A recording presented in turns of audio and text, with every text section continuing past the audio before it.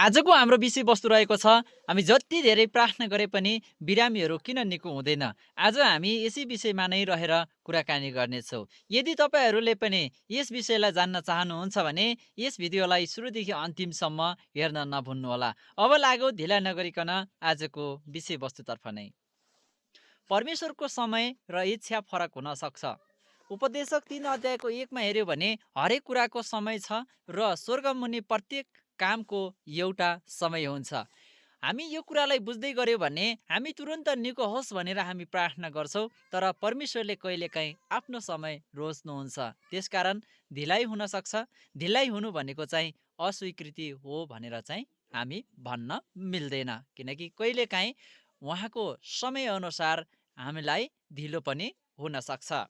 दोस्रो कुरा, परमेश्वरको महिमा प्रकट गर्न रोग प्रयोग हुन सक्छ। यूहन्नाको पुस्तक 9 अध्यायको 3 ले भन्छ, यो मानिस वा उसका बाबुआमाले पाप गरेका होइनन्, तर परमेश्वरका कामहरू उसमा प्रकट हुन् भनेर यस्तो भएको हो। हामी यो कुरा बुझ्न सक्छौँ कि हरेक रोग पापको कारणले हुँदैन।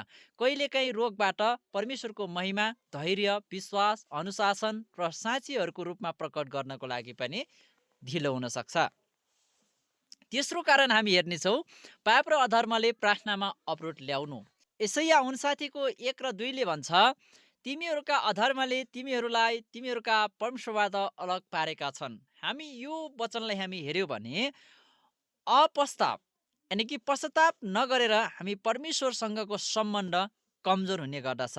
त्यसकारण सबैभन्दा पहिलो कुरा त हाम्रो जीवनमा पश्चाताप हुन एकदमै आवश्यकता छ, जसले प्रार्थनाको उत्तरको अवरोध ल्याउन सक्छ। यदि हामीले पश्चाताप नै नगरेर हामी परमेश्वरको सम्बन्धलाई हामी खोज्दै गयो भने, प्रार्थना गर्दै गयो भने हाम्रो प्रार्थनाको अवरोधहरू आउन सक्छ। चौथो कुरा, विश्वासको कमजोरी। याकुब 1 को 6 र 7 ले भन्छ, शङ्का गर्नेले प्रभुबाट केही पाउँदैन। हामीले यो वचनबाट यो बुझ्न सक्छौँ कि प्रार्थना केवल शब्द होइन, विश्वास र भरोसामा आवश्यकता हुन्छ। त्यसकारण शङ्काले उत्तर पाउन रोक्न सक्छ।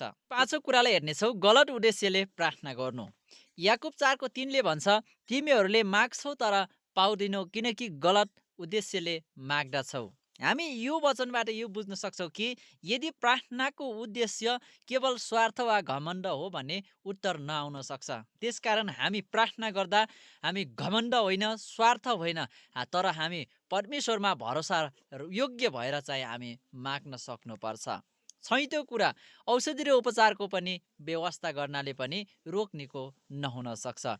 हामी लुकाको पुस्तक 10 अध्यायको 34 ले हेऱ्यो भने सामरीले घाइतेलाई तेल र दाखमग्ड लगाएर उपचार गरेको हामी पाउन सक्छौँ। बाइबलले प्रार्थना र उपचार दुवैलाई साथसाथै मान्यता दिएको छ। केवल प्रार्थनाको नाममा उपचार अस्वीकार गर्नु बुद्धिमानी होइन। हामीले प्रार्थनाको साथसाथै उपचार पनि गर्न सक्नुपर्छ।